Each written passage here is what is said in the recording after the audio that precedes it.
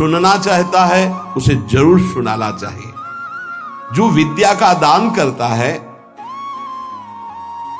भगवान का भजन बहुत सहजता से होने लगता है, दूसरे को भजन में लगाने की बात। इसीलिए जैसे आप गृहस्थ में हैं तो आप अपने परिवार के छोटे बच्चे बड़े सब 5 मिनट आप राधा राधा कहिए, आप 10 मिनट भजन कीजिए, आप स्वयं कीर्तन कीजिए, पूरे परिवार को सुनने को मिले, बहुत लाभ मिलता है। सब अगर नगर कीर्तन करें तो लाखों लोगों के पाप नष्ट हो जाए, आपको बहुत जल्दी भगवत प्राप्ति हो जाए। ये साधन होते थे। अब क्या हो गया कि इतनी भजन के प्रति लघु बुद्धि हो गई कि शर्म लगेगी कि हम पूरे गांव में कैसे कीर्तन करें। जो शर्म लगने वाली बातें उनमें शर्म नहीं, नाम जप में शर्म लगेगी कि हम 10 लोग मिलकर नगर कीर्तन करें। पहले ऐसा था, प्रातः 4 बजे गांव के 10-20 लोग बड़े बूढ़े मंजीरा लेकर ढोलक लेकर के आसपास गांव में फेरी देते थे, जिसे प्रभात फेरी कहते थे, और वो नाम कीर्तन करते हुए कितनी सुंदर प्रथाएं थी। शाम के समय रामायण या भागवत की कथाएं कोई जो पढ़ा लिखा है वो सुना रहा है, 10, 20, 50 ऐसे आसपास के घरों के लोग बैठकर भगवान की चर्चा सुन रहे हैं। ये जरूर करना चाहिए, जो भजन के लिए बहुत उत्साह बढ़ता है। ध्यान करते समय, भजन करते समय मन तुम्हें घुमा घुमा कर माया में फंसाएगा। नारायण स्वामी का अनुभव, तुम्हें उसको घुमा घुमा के भजन में लाना है, ये युद्ध करना है। मन ने जो मांगा वही हम देने के लिए तैयार हो जाते हैं। ध्रुवदास जी कहते हैं, मन अब तक तूने जो कहा मैंने किया, मैं जो कहता हूं तुम्हें करना पड़ेगा। थोड़ा तो हिम्मत लाओ मन से लड़ने के लिए, और किसी से लड़ने की जरूरत नहीं। मन को जीत गए तो सच्चे गुरु बन जाओगे। मन को जिसने चेला बना लिया वही सच्चा गुरु नहीं। मन के सब चेला हैं, कोई बिरला ऐसा है जो मन को अपने शिष्य बना ले। बहुत ध्यान दीजिए, लाखों बार प्रश्न आते हैं। मन जब तुम भजन में बैठोगे तो घुमा घुमा कर माया में मारेगा, आपको वहीं गिराएगा। तुमको ये करना है कि उसे घुमा घुमा कर नाम में लाना है। चल राधा राधा राधा, तेरी एक बात नहीं सुनेंगे। इस साधन के करने से मन की शक्ति जो विषय भोगों में फंसाने वाली है वो कम हो जाती है। ध्यान दीजिए, बड़े अनुभवी महात्मा है नारायण स्वामी। बार बार जब आप अपने मन को संसार की तरफ जाते हुए से घसीट कर नाम में लाएंगे तो वो कमजोर पड़ जाएगा और वो तुम्हारे अधीन होने लगेगा। मन जिसने अधीन कर लिया वो साक्षात भगवत स्वरूप हो जाता है। मन मारिया तन बस में की ना, हुआ भरम सब दूर।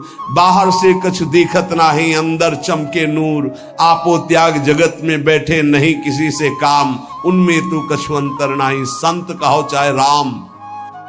वो भगवान का स्वरूप हो जाते हैं।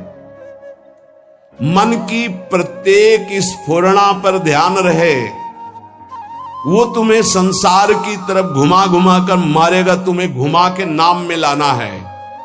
ये साधन तुम्हें अजपा जाप में स्थित करेगा। मन रूपी दर्पण को साफ करना है। जो जो वासना आवे उस वासना को नहीं भोगना है, इससे मन रूपी दर्पण साफ हो जाएगा। जैसे जैसे तुम वासनाओं को भोगते हो वैसे वैसे मन के ऊपर परत चढ़ती चली जाती है मल की, और जैसे जैसे तुम वासनाओं को नहीं भोगते हो तो मन निर्वासनिक होता जाता है। भोगने से सुख नहीं मिलेगा, ना भोगने से सुख मिलेगा। भोगने से शांति नहीं मिलेगी, ना भोगने से शांति मिलेगी। त्यागात् शांतिरंतरम। अब बहुत बुरा बैठ गया है ये हमारे हृदय में कि हमारे मन में जो आए वो भोग मिल जाए, हम सुखी। बड़ी कृपा। बोले जब से भजन शुरू किया बड़ा चमत्कार, जो चाहते हो जाता है। दुर्भाग्य, ये कोई सौभाग्य है? जो मन चाहे वो पूर्ण हो जाए सौभाग्य नहीं है। फिर वो तुमको अधीन करके जो तुम नहीं चाहोगे वो भी करवा लेगा। सौभाग्य है कि मन जो चाहता है वो हम नहीं करते। जो शास्त्र में लिखा है गुरु आज्ञा, वही मन की बात मानते हैं। अभ्यास करते करते वासनाएं कम होने लगती, फिर वासनाएं नष्ट हो जाती, फिर स्फुरणा ही नहीं होती। अजपा जाप प्रारंभ हो जाता है। विक्षेप यही वासनाएं पहुंचा रही भजन में। भजन से जो महासुख मिलता है तुम्हें कैसे बताऊं, नारायण स्वामी कह रहे हैं। मन को वश में करने पर जो सुख मिलता है वो ब्रह्मा को भी सुख नहीं है। अब आप सोच लीजिए, मन के अधीन होने पर दुर्गति तो सब देख रहे हैं, लेकिन मन को वश में करने पर जो सुख है वो परमेष्ठी पद ब्रह्मा में भी नहीं है। इसीलिए भक्त कहता है, न पारमेष्ठम न महेंद्र धिष्णम, नहीं चाहिए देवराज इंद्र का पद या ब्रह्मा का पद। ऐसा सुख स्वयं मिल गया क्योंकि मन अधीन हो गया।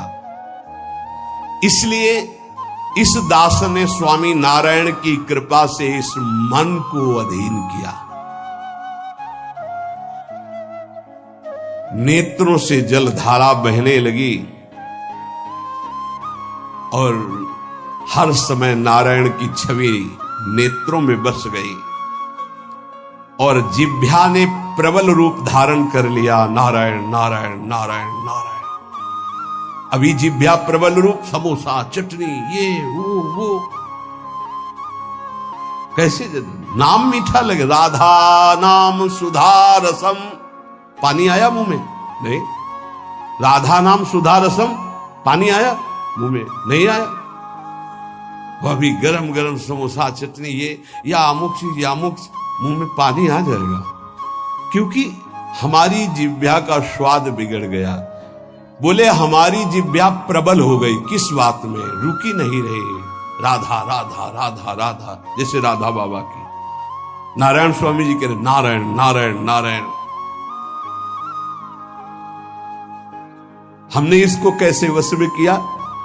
बाजार में जाता, मिठाई की दुकान के सामने खड़े होता, जो सब चीज दिखाता, फिर कहता नारायण नारायण नारायण, कुछ नहीं मिलेगा। चलो फल की दुकान में जाता, जगह जगह इसको हर चीज दिखाया, कुछ नहीं दिया। ये हमको जलाया, वो हम नारायण नारायण के द्वारा इसको शांत किया। माया ने हर चीज मंगवाकर हमारे सामने रखी पर नहीं खाया। ध्यान दीजिए, महापुरुष अपने इसको लिखने के पहले उन्होंने लिखा है कि मैं कोई लेखक नहीं हूं, मैं उन साधकों के लिए जो भगवत साक्षात्कार करना चाहते हैं उनके लिए रात्रि में अपने प्रिय नारायण का भजन रोक करके कुछ बातें लिख रहा हूं। अगर इनको स्वीकार करोगे तो आपका भी अजपा जाप चलने लगेगा, आप भी भगवत साक्षात्कार कर लेंगे। जब हमने देखा कि बहुत सुंदर सुंदर भोजन बन करके हमारे सामने माया भेजने लगी, नारायण भेजने लगे, ऐसा नहीं कह रहे, देख लो साधक की चतुरता देखो। माया हमारे सामने अच्छा अच्छा भोजन पकवान, पर मैं कभी उन अच्छे भोजन को नहीं पाता, मामूली साधारण उससे निकाल करके भोजन पाता। जितने सिद्ध हुए हैं उनकी रहनी यही है। मिठाई चरफरा स्वादिष्ट जवान पर ना रखने का नियम ले लिया, ये बड़ी बात है। अभी कुछ समय पहले एक महापुरुष पधारे, उन्होंने पहले आजीवन मिठाई छोड़ दी, कोई मीठा, फिर नमक छोड़ दिया, फिर भगवदाकार वृत्ति में शरीर भी छोड़ दिया।